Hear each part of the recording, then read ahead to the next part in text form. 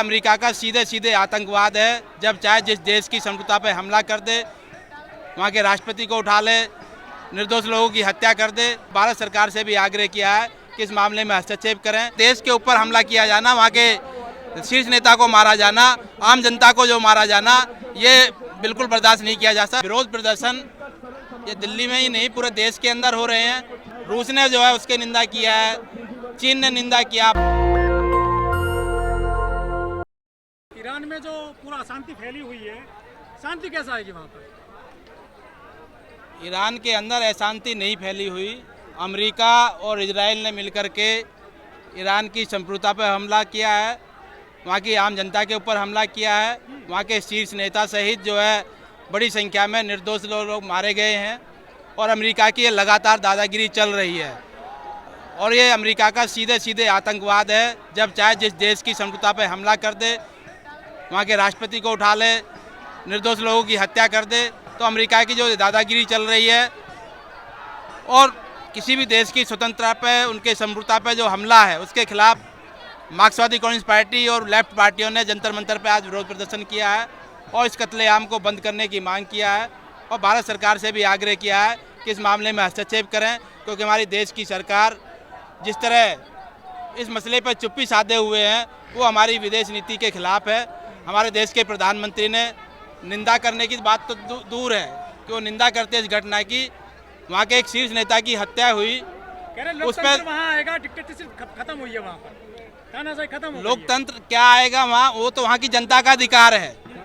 ये अमेरिका को अधिकार नहीं है किस देश के अंदर कौन राष्ट्रपति बनेगा, कौन प्रधानमंत्री बनेगा, कौन गृह मंत्री बनेगा। ये देश की उस जनता को तय करना होता है कि उस देश की जनता के चुनाव कैसे होंगे, कौन चुना जाएगा।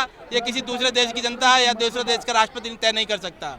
आप ईरान का समर्थन कर रहे हैं, वहाँ के बाकी मुस्लिम देश तो अमेरिका का समर्थन कर रहे हैं। ईरान के ऊपर जिस तरह हमला हुआ है, उसकी संप्रभुता पे जिस तरह हमला हुआ है, हम उसके खिलाफ है। अमेरिका की ये दादागिरी है, सीधे सीधे आतंकवाद है कि किसी भी देश के ऊपर इस तरह जो है हमला किया जाना, तो लगातार अमेरिका की जो दादागिरी चल रही है। बाकी खाड़ी देश तो अमेरिका के साथ हैं, जबकि आप कह रहे हैं कि भैया वहाँ पे सबसे बड़े इस्लामिक लीडर को मार दिया।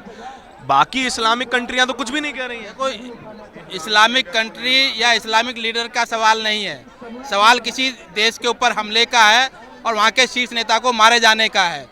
कौन किसके साथ है ये तो अलग अलग जो परिस्थितियाँ निर्भर करती है कि उनके व्यापारिक हित किसके साथ जो है ज़्यादा बेहतर है, वो उसके हिसाब से तय करते हैं।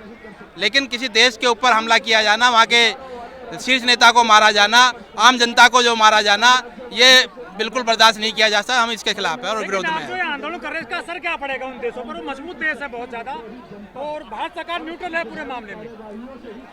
देखिए, ये विरोध प्रदर्शन ये दिल्ली में ही नहीं पूरे देश के अंदर हो रहे हैं और पूरी दुनिया के अंदर हो रहे हैं। और ये जो आवाज उठ रही है, जशन वहाँ की महिलाएं कह रही है हमें अब आज़ादी मिल गई है, ईरान की महिलाएं। देखो ऐसा कुछ नहीं है, ये सब जो है प्रोपेगेंडा है, दिखावा है।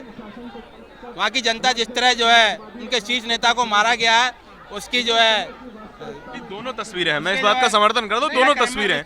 कई लोग समर्थन भी कर रहे हैं, कई लोग जश्न मना रहे हैं। आप गलत है। पूरी दुनिया के लोग, दुनिया के अंदर इतने लोग किसी के जो है मातम में शामिल नहीं हो गए। दुश्मन बन गए आसपास के 8 देश करीब, वो तो समर्थन में क्यों नहीं आ रहे? बनने दो। देखो, ईरान के साथ बहुत सारे देश है। रूस ने जो है उसकी निंदा किया है, चीन ने निंदा किया, बहुत सारे देशों ने किया है।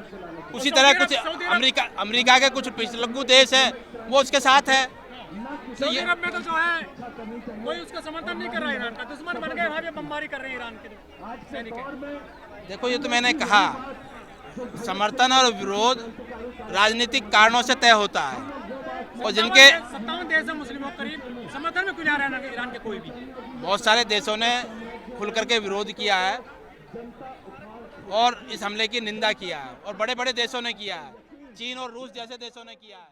दस्तक की आपसे गुजारिश है कि अगर इसको बचाना चाहते हैं तो नेशनल दस्तक को सब्सक्राइब करने के लिए रेड कलर के सब्सक्राइब बटन को दबाएं, फिर बेल आइकन की घंटी दबाएं।